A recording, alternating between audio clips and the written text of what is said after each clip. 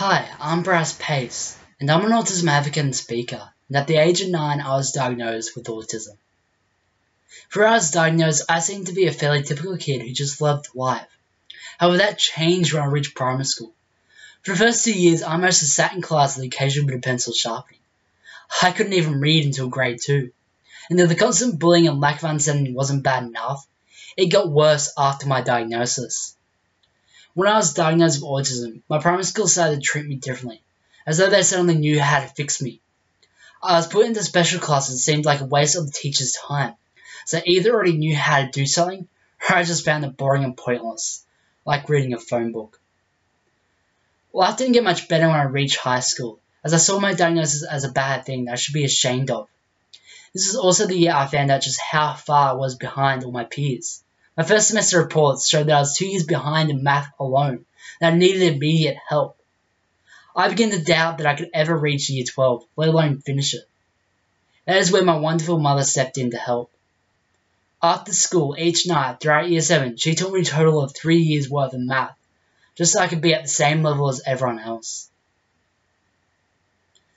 After year 7, and with the support of my mother, everything began to improve. I was no longer being bullied, and I was coping better with the schoolwork.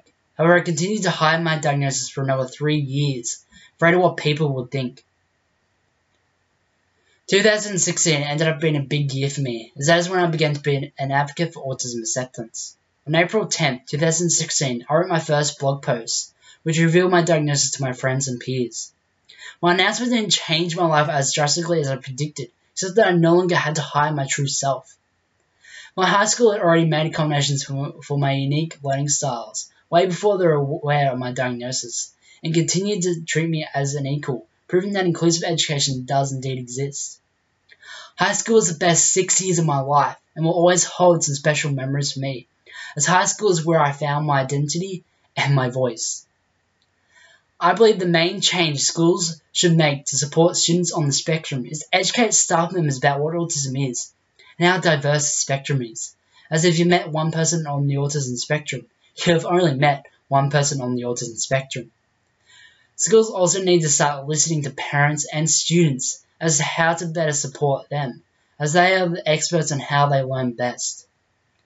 Lastly, schools should educate students on what autism is, and how awesome it can be to be on the spectrum, as we are probably the closest living being to a superhero as you are ever going to meet.